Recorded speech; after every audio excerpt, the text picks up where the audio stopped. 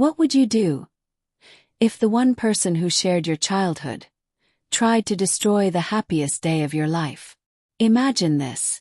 White roses, crystal chandeliers, Manhattan skyline glowing behind you. Your dream wedding finally happening. And then, guests whisper, phones buzz. I stare at your stomach. Because your own sister just told everyone you're pregnant. But she didn't know one thing. I had a microphone. And a truth she would never recover from. The first whisper reached me before I ever saw the looks. It floated through the air like perfume gone sour. She's glowing, but not just from happiness. I was standing in front of the floor-to-ceiling windows of the Grand Meridian Ballroom in Midtown Manhattan. The late September sunset was melting into the Hudson River, painting the skyline in gold and amber. Yellow taxis crawled like glowing ants 20 stories below. The air outside carried that crisp early fall chill New York wears like expensive cologne. Inside everything was ivory and crystal. White peonies. Gold-rimmed champagne flutes. A 12-piece live jazz band warming up near the marble staircase. And me, Alloy. Standing in a custom Vera Wang gown that had taken 11 months and 3 fittings to perfect. Today was supposed to be flawless. I adjusted the silk gloves on my hands. My fiancé, Ethan, was downstairs greeting guests. My makeup artist had just finished touching up my lipstick when I noticed something strange. My college friend Brianna looked at me. Then quickly at my stomach. Then she looked away. Weird. I turned slightly, checking my reflection. The gown was fitted but elegant. No unusual bulges. No reason for concern. Another whisper. Did you hear? Apparently she found out 2 weeks ago. My chest tightened. Found out what? The bridal suite door opened. And in walked the one person who had mastered the art of smiling with venom. My sister, Luna. She wore a pale champagne bridesmaid dress that complemented her perfectly highlighted blonde hair. She looked stunning. Effortlessly stunning. The kind of stunning that made strangers assume she was the bride. Her lips curved. You look beautiful, Alloy. Her voice was sugar. Her eyes were ice. Thank you, I said carefully. She stepped closer, brushing imaginary lint from my shoulder. Big day. Yes, it is. There was a beat. Then she tilted her head. You feeling okay? I frowned. Of course. She smiled wider. Good. Just checking. And she walked out. That was when my stomach dropped. Because Lana didn't check on people. Lana planted things. Rumors. Always with a smile. Lana and I had grown up in a brownstone in Brooklyn Heights. Our father was a Wall Street attorney. Our mother ran charity galas and expected perfection in everything. Lana was the golden child. Perfect grades. Perfect hair. Perfect posture. I was the afterthought. Creative. Emotional. Too sensitive according to Mom. When Lana didn't get into Columbia Law, I did. When her fiancé left her at 27, mine proposed at 30. Our lives had been quietly competing for decades. And she never lost gracefully. The ceremony was flawless. Ethan's vows made half the guests cry. Mine made him choke up halfway through. Kissed. Applause erupted. Champagne popped. Camera flashes blinded us. I should have been floating. But something was wrong. By the time we entered the ballroom for the reception, the whispers were louder. Guests I hadn't spoken to in years hugged me. Carefully. An aunt I barely knew placed a hand on my stomach and said, "Such a blessing." My blood went cold. Blessing. What blessing? I pulled Brianna aside near the dessert table where miniature cheesecakes were displayed like museum art. Okay. What's going on? She hesitated. That hesitation told me everything. Alloy. I didn't want to say anything. Say what? She leaned closer. Lana told people you're pregnant. The room stopped spinning only because I grabbed the edge of the table. She what? She said you found out recently. That's why the wedding moved up. I felt heat crawl up my neck. That was a lie. Calculated, strategic lie. And suddenly everything made sense. The rushed congratulations. The knowing looks. The glances at my waist. This wasn't gossip. This was sabotage. Because Lana knew something about me. Something private. Ethan and I had struggled for 2 years with fertility treatments. 2 years of injections. Doctors. Negative tests. Only our immediate family knew. If people believed I was pregnant, it would turn my wedding into speculation. Countdown clock. Pressure. Or worse. If they later discovered it wasn't true, I would look like a liar. Desperate. Pathetic. My perfect day reduced to a rumor. I scanned the room. And there she was. Luna. Laughing. Holding court. Accepting quiet congratulations like she was the architect of my happiness. She caught my eye. And raised her champagne glass slightly. Silent toast. Challenge accepted. I didn't make a scene. Not yet. I slipped into the hallway outside the ballroom. The carpet was deep burgundy. The lighting soft and expensive. Through the tall windows, Times Square flickered alive in neon chaos. I texted her. We need to talk. She appeared 2 minutes later. Unbothered. Yes, bride. Why are people congratulating me on being pregnant? Her eyes widened in fake innocence. Oh. Did they say something already? My hands curled into fists. You started this. She exhaled softly. Aloy, relax. I just thought people should know the full story. There is no story. She leaned closer. You moved your wedding up 6 months. So people are curious. I stared at her. You told them I'm pregnant. She shrugged lightly. I may have mentioned you've had some news. You're unbelievable. Her expression hardened just slightly. You've always had everything handed to you.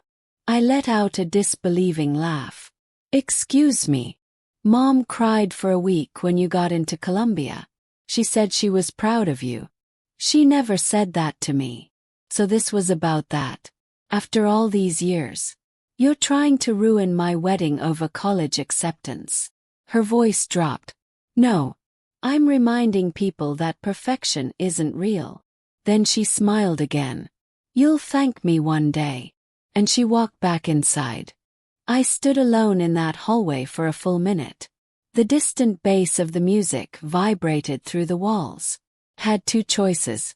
Ignore it. Pretend nothing happened. Or fight back. But how? If I denied it publicly, it would only draw more attention. If I confronted her in front of everyone, I'd look unstable. Lana was subtle. Strategic. She weaponized implication. And the worst part. If I wasn't pregnant, people would eventually figure it out. And they would assume I had lied. Not her. Me. Because she had only heard it. She would play innocent. I walked back into the ballroom. Ethan immediately noticed my expression. Hey, he whispered. What's wrong? I looked at the man I loved. The man who had held me through hormone injections and heartbreak. She told everyone I'm pregnant. His face drained of color. Lana. Yes. His jaw tightened. I'll talk to her. No. I placed a hand on his arm. She wants drama. Public drama. He looked ready to explode. Then what do we do? I scanned the room again. The guest. The stage. The microphone set up for speeches. A slow, dangerous calm settled over me. We let her talk, I said quietly. Ethan frowned. What? She's giving a bridesmaid speech in 20 minutes. His eyes narrowed. You're planning something. I gave him a small smile. Yes. And for the first time that night, I wasn't the one being blindsided. The band quieted. The room dimmed. Lana stepped up to the microphone. Confident. Voice. Radiant. Good evening, everyone. Polite applause. She looked directly at me. I've known Alloy my entire life. Few chuckles. She's always been full of surprises. The guests laughed softly. He paced slowly. When we were kids, she used to plan out her future in notebooks. Husband by 30. Beautiful wedding. A family. My stomach twisted. And tonight, she continued sweetly, she's achieved so much of that dream. Subtle emphasis. Guess shifted. Some smiled knowingly. She lifted her glass. I won't steal her thunder. But I will say this. She's about to enter an even more exciting chapter than most of you realize. A ripple through the crowd. Ethan squeezed my hand. Lana's eyes sparkled. To new beginnings and new life.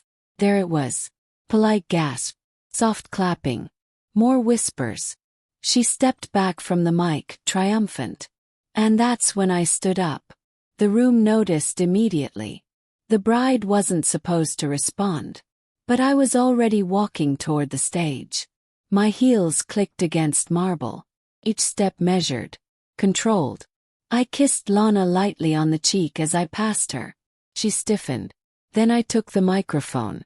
And smiled at 200 guests. Hi, everyone. Silence. My heart pounded, not from fear. From clarity. I think my sister deserves a round of applause. Confused clapping. I looked at Lana. And since she was brave enough to share news about my body. Pause. And my life. I let the silence stretch. I think it's only fair I share something about hers. The air shifted. Lana's smile faltered. Just slightly. And for the first time that night, she looked nervous. The silence inside the Grand Meridian Ballroom didn't feel like silence. Felt like glass. One wrong word and it would shatter.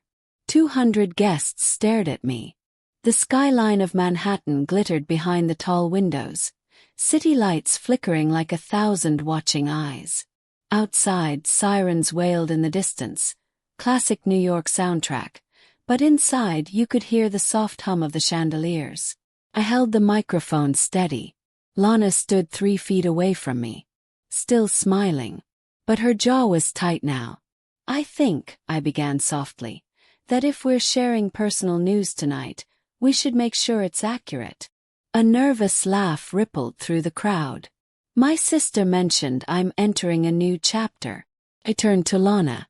She's right. Her eyes flickered, confused. I am entering a new chapter. One where I stop letting people tell my story for me. The room shifted. People straightened in their seats. I let my voice warm. Not angry, not emotional. Controlled. Like a trial attorney presenting evidence. For those of you who've heard whispers tonight. More shifting. I am not pregnant. The words dropped cleanly. No drama. Just truth. A murmur spread like a wave across the ballroom. I didn't break eye contact with Lana. But I am deeply touched that someone felt confident enough to make an announcement about my body on my wedding day. A few uncomfortable laughs. Ethan stood slowly behind me. Not to interrupt. To stand with me. Lana stepped closer, whispering under her breath. What are you doing? I smiled without looking at her. Finishing what you started. You could see it happening. The recalibration. Guests who had been smiling at Lana minutes ago were now glancing at her differently. She reached for composure. Alloy, she said lightly into the second mic near the podium. I was just joking earlier with a few people. I didn't mean. I held up my hand. Of course. A joke. I turned back to the guests. You know, Lana has always been good at jokes. Some awkward chuckles. She once told our entire middle school that I had a crush on my math teacher. A few surprised laughs. She told my college boyfriend I was secretly applying for jobs out of state so he'd panic and propose. More murmurs. Lana's face was draining color now. And tonight, I continued calmly, she told people I'm pregnant. The band members exchanged glances. My father shifted uncomfortably at his table. Lana's voice sharpened. This isn't the time. Oh, I think it is. My tone hardened slightly. Because what makes this joke interesting is timing. The ballroom air felt heavy. For the past 2 years, I said, projecting clearly, Ethan and I have been trying to start a family. Dead silence. That wasn't public information. Till now. We've gone through treatments, appointments, disappointment. Ethan's hand found mine. And only immediate family knew. Every head turned, slowly, toward Lana. Her breathing changed, subtle but visible. So when a rumor spreads tonight, I tilted my head slightly. It didn't come from nowhere. Lana stepped forward, her composure slipping. You're being dramatic. I looked at her fully now. No, I'm being honest. She laughed nervously. You can't prove I told everyone that. I let that sit for a beat. Then I said calmly, actually, I can. Her eyes widened. And that was when the first real flicker of fear appeared. Earlier that afternoon, hours before the ceremony, something strange had happened. I hadn't planned revenge. Not yet. But I had planned precaution. 'Cause I knew my sister. Lana thrived in subtle destruction. So when she insisted on helping coordinate guest seating last week, got suspicious. When she asked specific questions about our fertility journey at brunch, noticed. And when she hugged me before the ceremony and said, no more secrets, okay? I felt it. That chill. So I did something simple. At 3:12 p.m. in the bridal suite, I recorded a conversation. Not secretly, just quietly, because she thought I trusted her. I reached into the side of the podium. The DJ, confused but cooperative, looked at me. Can you connect my phone to the speaker? The room stirred. Lana's voice rose slightly. Aloy, stop. But I was done stopping. The DJ hesitated. Ethan nodded at him. Play it. The UX cable clicked. Faint rustle. And then, Lana's voice filled the ballroom speakers. Clear. Sharp. Recorded only 6 hours earlier. You know what would really make this wedding unforgettable? Her voice echoed. If people thought she was pregnant. The room froze. On recording, my voice was heard softly. Why would that matter? Lana laughed. Because then if she's not, everyone will wonder. It'll follow her. She hates attention like that. A few guests gasped. Recording continued. And if she is? I had asked carefully. She's not, Lana replied confidently. I know she's not. She told Mom last month the treatment failed. The audio cut. Silence. Real silence this time. You could hear someone drop a fork. Lana looked like she had been physically struck. That's taken out of context, she said quickly. You manipulated that. I tilted my head. Would you like me to play the rest? She didn't answer. 'Cause she knew. There was no context that would save her. My mother stood slowly from her table. Lana, she whispered, horrified. My father looked 10 years older in that moment. Guests avoided Lana's eyes now. The shift was complete. But I wasn't finished. I turned back to the microphone. I didn't plan to share our fertility struggles tonight. My voice softened. But I refused to let someone use my pain as entertainment. The room felt different now. Less gossip. More gravity. I love my sister, I continued. But loving someone doesn't mean allowing them to hurt you. Lana's eyes glistened. Not from shame.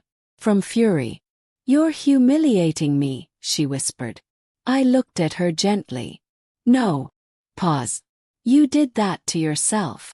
I could have ended it there. Most people would have. But this wasn't just about a rumor.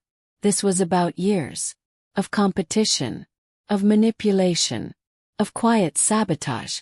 And there was one more truth. A truth Lana didn't think I knew. I turned slightly toward the guests again. Since we're being transparent tonight, Lana's head snapped up. My father frowned. 2 weeks ago, I said evenly. I received a call from someone in Houston. Murmurs. It was a woman named Danielle Reyes. The name landed. Lana went pale. She's a nurse at Memorial Hermann Hospital. My voice remained steady. She wanted to inform me that my sister has been using my name as an emergency contact for the past 6 months. Gasps again. Lana's breathing became shallow. And that she's been undergoing treatment. The entire room was hanging on my words now. Not for anything minor. I let the silence stretch. Treatment for severe anxiety and compulsive behavior. The air cracked. My mother covered her mouth. Lana shook her head violently. No. Yes, I said quietly. I didn't expose you to hurt you. I stepped closer. I exposed you because you're sick. The word hit harder than the recording. Sick from comparison. Sick from resentment. My voice broke slightly now. Real emotion. And I tried to protect you. Tears filled my eyes. I moved my wedding date up because I didn't want to conflict with your treatment schedule. The crowd shifted again. That hadn't been known. You didn't want to attend sessions during wedding planning, I said softly. You said it would look weak. Lana's mask finally shattered. You had no right, she hissed. I had every right. I swallowed. You made my infertility a weapon. Silence. And I will not carry your shame anymore. I handed the microphone back to the DJ. But before I stepped down, I added one final sentence. And Lana. She didn't look at me. I forgive you. The words felt like dynamite. Because forgiveness wasn't mercy. It was release. And release meant she no longer had control. I stepped off the stage. Ethan wrapped his arms around me. The guests didn't clap. They didn't speak. They just watched Lana, standing alone, in a room that no longer belonged to her. But as the band slowly resumed playing, as the first brave cousin approached to hug me, as the night attempted to stitch itself back together, I noticed something. Lana wasn't crying. She wasn't apologizing. She wasn't collapsing. She was staring at me, with a look I had never seen before. Not jealousy, not anger, calculation. And that was when I realized this wasn't over. Because Lana had just lost publicly. And people like her don't lose quietly. The first thing I saw when I woke up wasn't my husband. It was my phone. 37 missed calls. 92 text messages. 5 voicemails.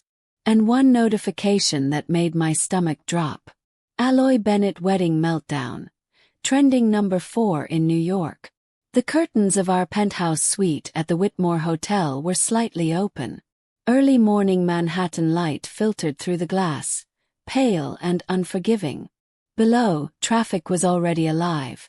Honking taxis, delivery trucks, construction workers shouting over jackhammers. The city didn't care that my life had detonated 12 hours earlier. New York never pauses for personal disasters. Ethan stirred beside me. You're awake, he murmured. I didn't answer. I opened Instagram. There it was. Clips, angles, edited captions. Someone had recorded my entire speech. Lana's recording played in crystal clear audio over a slow zoom on her face. Comments were exploding. Bride destroys sister at wedding skull. This is savage. Family therapy immediately. I felt my pulse in my throat. This wasn't supposed to go public, I whispered. Ethan sat up, rubbing his face. We had 200 guests. In Manhattan. In 2026. It was always going public. He wasn't wrong. High-profile venue. 2 finance families. Influencers in attendance. Open bar. Of course someone posted it. But that wasn't what scared me. What scared me was the last voicemail. From Lana. Timestamp. 2:17 a.m. Press play. Her voice wasn't crying. It wasn't yelling. It was steady. You think you won. You humiliated me in front of everyone. You played a recording like I'm some criminal. Another pause. You want truth, Aloy. Her tone darkened. Fine. Blick. The voicemail ended. No explanation. No screaming. Just promise. And suddenly I didn't feel victorious anymore. By noon, the wedding video had over 2.3 million views across platforms. Clip. Remixed. Analyzed. A TikTok creator had slowed down Lana's facial expression frame by frame like it was the Zapruder film. Hashtags. Hashtag wedding toast war. Hashtag sister sabotage. Hashtag Aloy speaks. My father called 3 times. My mother sent a single message. Come home. Now.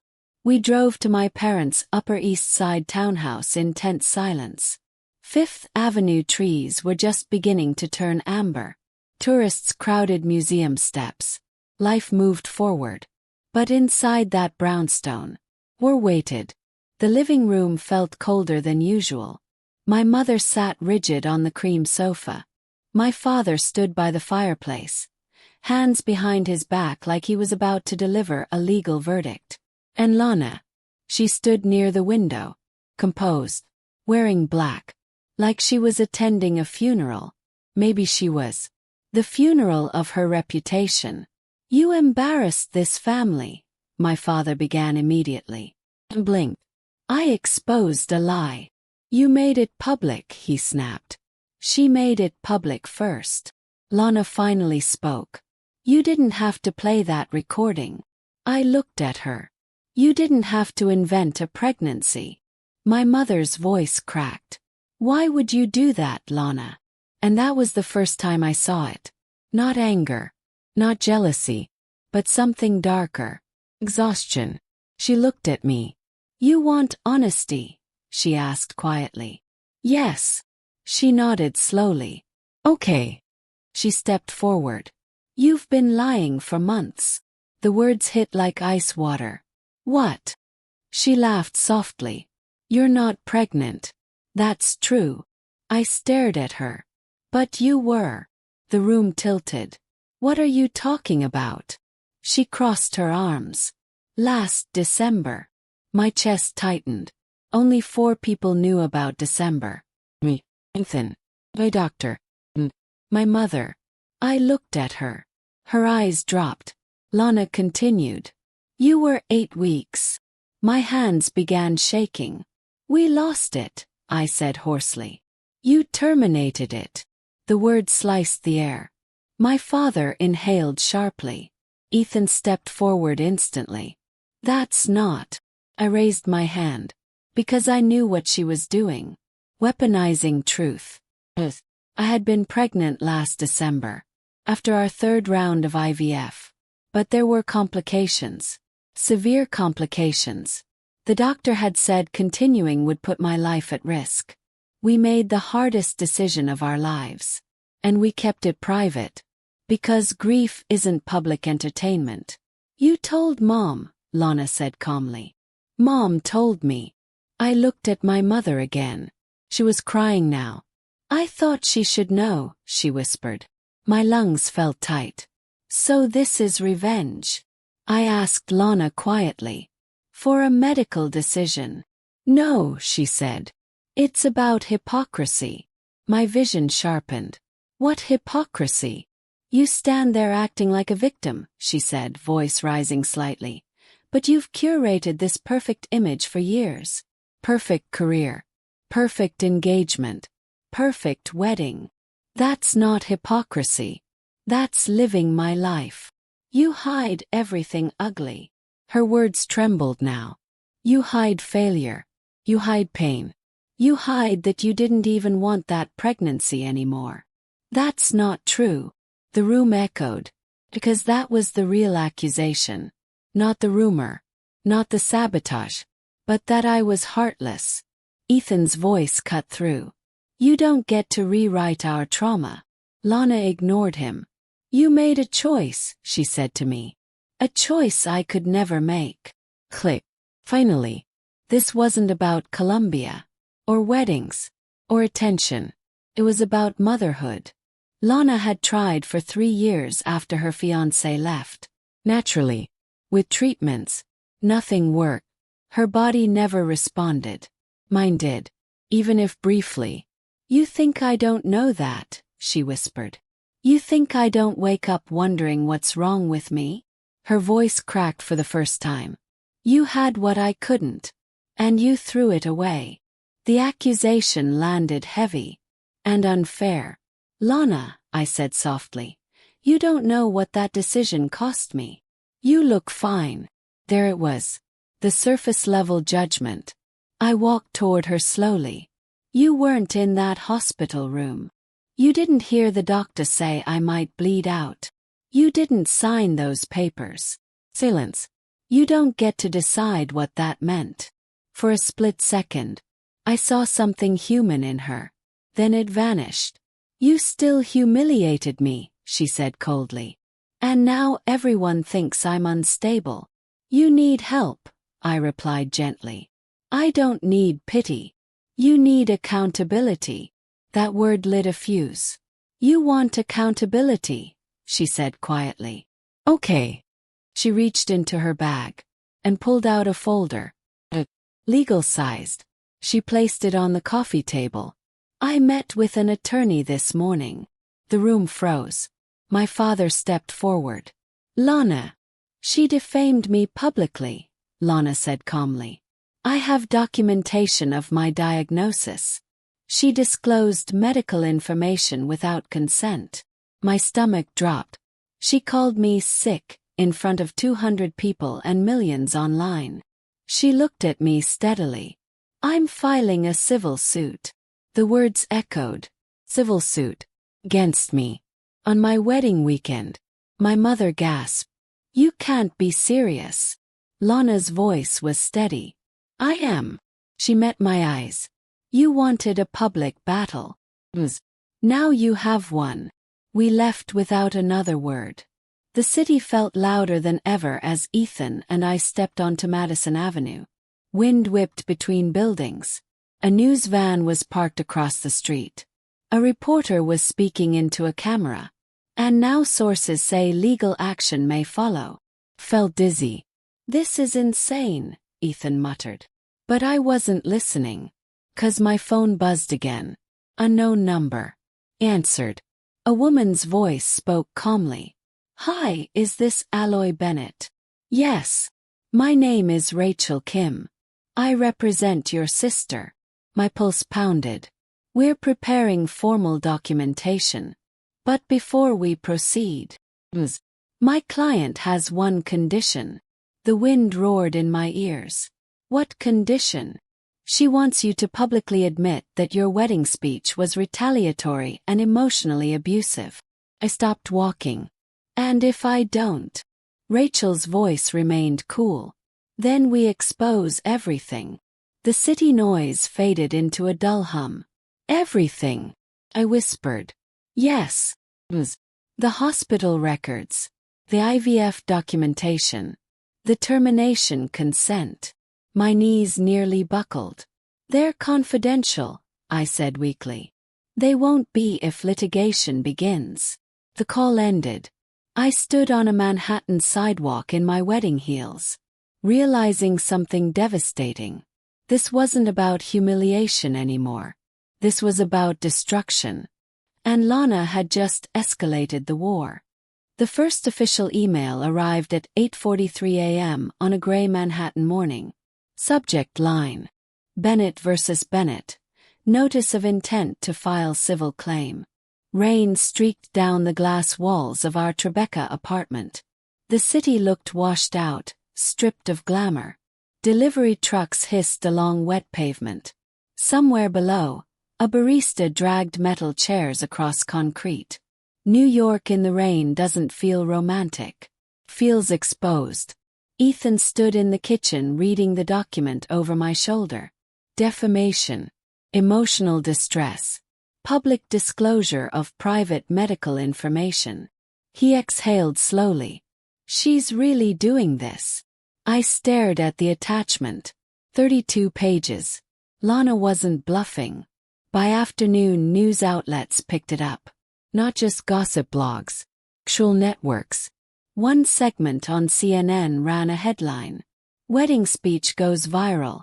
Sister threatens legal action.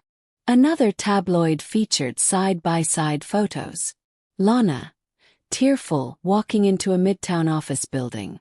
Me frozen mid-speech, microphone in hand. Comment sections were brutal. The bride took it too far. The sister started it. Rich people problems. Team Lana. Team Alloy. Strangers dissected my trauma like it was reality TV. I turned off the screen. This is exactly what she wanted, I whispered. Ethan leaned against the counter. No. What she wanted was control. This is escalation. 2 days later, we sat inside a sleek glass office overlooking Bryant Park. Our lawyer, Margaret Ellis, had the calm demeanor of someone who'd seen worse family implosions. She has a weak defamation case, Margaret said, flipping through the documents. Truth is a defense. You played an authentic recording. What about disclosing her diagnosis? Ethan asked. Margaret adjusted her glasses. That's trickier. I felt my chest tighten. You didn't name the condition specifically beyond anxiety and compulsive behavior, she continued. But it could be argued you disclosed protected health information publicly. I was defending myself. I know. She folded her hands. The bigger risk isn't the lawsuit. I frowned. What is? The discovery phase. The word felt clinical. Cold. She can subpoena communications. Emails. Text. Medical timelines. My stomach dropped. She's threatening to release your IVF records. Yes. Margaret nodded. She wants leverage. Ethan's jaw hardened. This is extortion. No, Margaret corrected gently. This is emotional warfare dressed as litigation. My parents hadn't spoken to either of us since the confrontation. Until Friday. We were summoned again. The brownstone felt smaller this time. Like it couldn't contain the damage. My father didn't waste time. This ends now. Lana sat upright in a navy blazer. Professional. Controlled. Withdraw the suit, he told her. No. Lana. She destroyed my reputation. You destroyed hers first, I replied evenly. My mother looked exhausted. Why are you doing this? She asked Lana softly. Lana's answer was immediate. Because she's never had consequences. The statement stunned me. Consequences for what? For winning. The word lingered. Winning. Like life had been a scoreboard. You think this is a game? Yes. You think it's not, she shot back. Silence filled the room. And then she said something that shifted everything. You weren't supposed to survive. My blood ran cold. What? Her voice trembled slightly. The pregnancy complication last year. The room stopped breathing. You were hemorrhaging, she said. Mom called me from the hospital. I looked at my mother. Tears streamed down her face. I thought we were going to lose you. The memory rushed back. Hospital lights, doctors shouting, Ethan's terrified face. But you didn't, Lana continued quietly. You survived.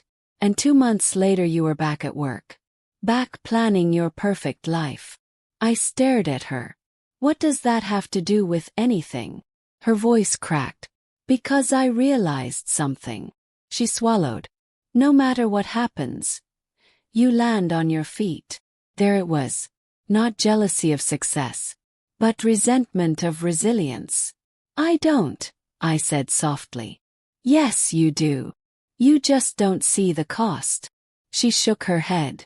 You don't look broken. The accusation again. As if visible damage was the only valid kind. Margaret called that evening with an update. We found something, she said.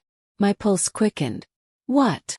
During initial review, we subpoenaed Lana's financial records. Why? Because emotional distress cases often include documented therapy expenses. And there's a large withdrawal 3 weeks before your wedding. I sat up straighter. How large? $200,000. Silence. That's not therapy, Ethan muttered. No, Margaret agreed. It's not. Where did it go? That's the interesting part. I paused. It was transferred to a private investigative firm. The air left my lungs. She hired someone. I whispered. Yes. To do what? Margaret's voice lowered. To gather information on you. Suddenly the pregnancy rumor made sense. Timing. The confidence. The precision. She hadn't guessed. She'd investigated. She wanted dirt, Ethan said. Yes, Margaret confirmed. And she found the hospital records. Possibly. Felt nauseous. She was building ammunition. And when the speech backfired, Ethan asked. She escalated. My phone buzzed again. Unknown number. I hesitated before answering. Hello. Silence. Then Lana's voice. You shouldn't have looked into that. I slid down my spine. You hired a private investigator? I wanted clarity. On what? On how far you'd go to maintain your image. You went through my medical history. You went through mine on stage. My voice hardened. I defended myself. She inhaled sharply. You exposed me. You tried to ruin my marriage. No, she whispered. I tried to balance the scales. The words were chilling. Balance what scales? You've always been the strong one, she said. The survivor. The success story. Her tone shifted. Do you know what it's like to be the sister who fades? Closed my eyes. This isn't about fading. It is to me. Margaret proposed a settlement option. Public statement. Mutual non-disparagement agreement. No lawsuit. But there was one condition. Lana demanded a televised apology. On record. Admitting my speech was intentionally malicious. I stared at the proposal. If I agreed, this would end quietly. If I refused, the discovery process would drag everything into the open. Our fertility, the termination, the hospital scare, everything. Ethan squeezed my hand. What do you want? I thought about the wedding, the microphone, the moment I said, I forgive you. I thought forgiveness meant closure. But forgiveness without boundaries is surrender. I won't lie, I said quietly. Then we fight, he replied. 2 days later, Lana went live on national television. Not a podcast. Not social media. Primetime segment. The anchor introduced her as woman humiliated at sister's viral wedding. She looked calm, collected, sympathetic. I loved my sister, she said into the camera. Past tense. I never expected her to weaponize my mental health publicly. The host leaned forward. And what about the pregnancy rumor? Lana's expression shifted subtly. I never told anyone she was pregnant. The lie was smooth. Guests misinterpreted a private conversation. My phone buzzed again. Margaret. She's perjuring herself in the court of public opinion. But then Lana added something that made my blood freeze. I think Aloy struggles with controlling narratives. The anchor asked gently. What do you mean? Lana looked straight into the camera. I mean there are parts of her story she hasn't told. My hands went cold. And if this goes to court, she continued softly, those parts will become public. The camera zoomed in slightly. And trust me, they will change how people see her. The segment ended. The screen went black. I realized something terrifying. She wasn't just fighting to win. She was willing to burn everything, including herself. And I finally understood. This wasn't sibling rivalry anymore. This was obsession. The night I decided not to fight my sister, I stood alone on the Brooklyn Bridge. It was 11:38 p.m. The city shimmered like it always does. Unbothered, electric, eternal. Manhattan's skyline glowed in silver and blue. The East River reflected fractured light like broken glass. Cold wind whipped through my coat. Traffic hummed behind me. New York never sleeps. But it does judge. And tonight the entire country felt like a jury. The lawsuit was officially filed that morning in New York Supreme Court. Headlines exploded again. The New York Times ran a piece titled, "When Wedding Drama Becomes Litigation, the Bennett Sisters Case." It was no longer viral gossip. It was cultural commentary. Morning shows debated family boundaries. Psychologists dissected our childhood. Strangers chose sides. And somewhere inside all of that noise, I lost something. Not reputation. Not money. Not even privacy. I lost my sister. And the worst part, I didn't even know if I wanted her back. 2 nights after her television interview, there was a knock on our apartment door. Not aggressive. Not frantic. Just deliberate. Ethan looked at me. "Do you want me to get it?" I already knew who it was. I opened the door myself. Lana stood there. No makeup. Hair tied back. No blazer. No armor.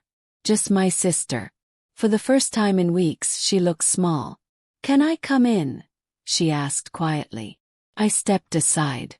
She walked into our living room slowly, looking around like she'd never been there before, though she had dozens of times.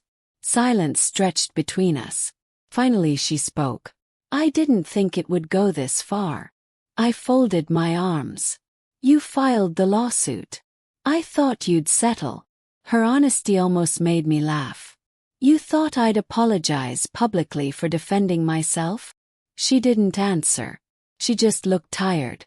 "I hired the investigator," she admitted. "Yes." Waited.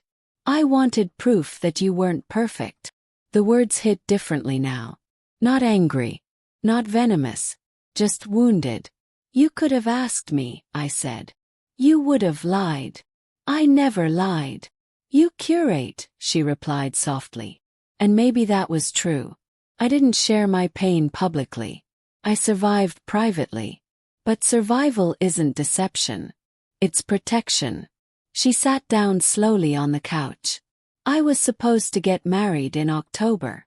And blinked. "What?" She swallowed. "He proposed in June." My stomach tightened. "You never told anyone." "Because he left in August." The room shifted. "He said I was obsessed with comparison. That I turned everything into a competition." Her eyes glistened. "I thought if your wedding wasn't perfect, I wouldn't feel like such a failure." There it was. Not hatred. Not revenge. Twisted into sabotage. "I didn't want to ruin your life," she whispered. "I just didn't want mine to feel so small." The anger I'd been holding for weeks cracked slightly. "Why didn't you tell me?" asked gently. She let out a broken laugh. "Because you would have handled it better than me." That was the core of it. She didn't hate my success. She hated my resilience. "You think I'm strong," I said quietly. "You are." "No." I stepped closer. "I just don't collapse in front of people." Silence. "You're allowed to," I added. Her face shifted. Confusion, disbelief. "I am." "Yes. You didn't look like you were collapsing in that hospital room last year," she said. "I did," I replied softly. "Just not in a way you could see." She reached into her bag again. This time no folder. No documents. Just a single envelope. "I drafted a withdrawal request," she said. My heart skipped. "I haven't filed it yet." I stared at the envelope. "Why not?" "Because part of me still wants you to hurt." The honesty was brutal. "And part of me is exhausted." The city noise outside felt distant. Like we were in a different world entirely.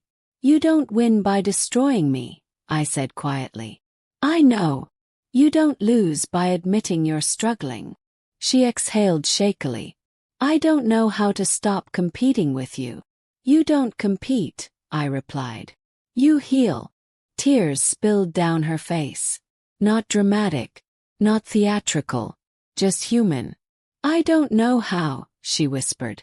I walked forward, and for the first time since the wedding, hugged her.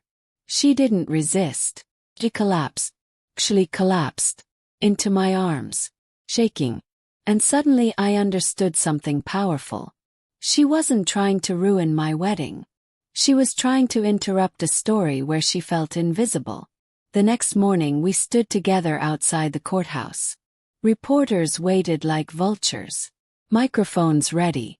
Cameras flashing. Lana looked at me. Are you sure? Yes. We walked up to the podium side by side. Gasps rippled through the crowd. I stepped forward first. My wedding speech was not meant to humiliate my sister. It was meant to protect myself. Cameras clicked rapidly. But protection without compassion becomes aggression. I turned slightly toward Lana. And I regret that. Not the truth, but the delivery. Lana stepped forward next. I started a rumor at my sister's wedding. Her voice trembled, but she didn't look away. I was hurt. And I wanted her to feel what I was feeling. Reporters leaned in. I was wrong.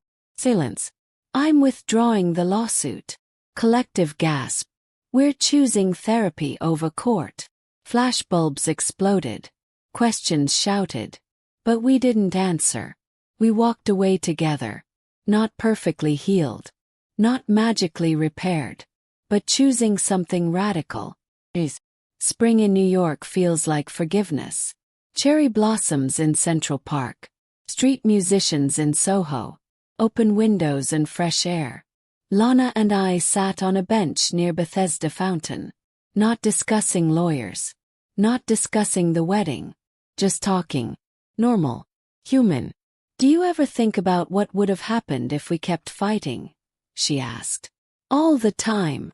And I think we would have won the case. She smiled faintly. And lost everything else. I looked at her.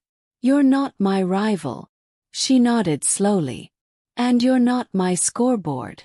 We sat quietly, watching children run past the fountain. And for the first time in years, there was no comparison, no competition, just sisters. Imperfect, healing, human. Sometimes revenge feels powerful. Exposure feels justified. Winning feels necessary. But the hardest victory is choosing not to destroy someone who hurt you. Because strength isn't about surviving publicly. It's about forgiving privately. And that's a toast. No one records,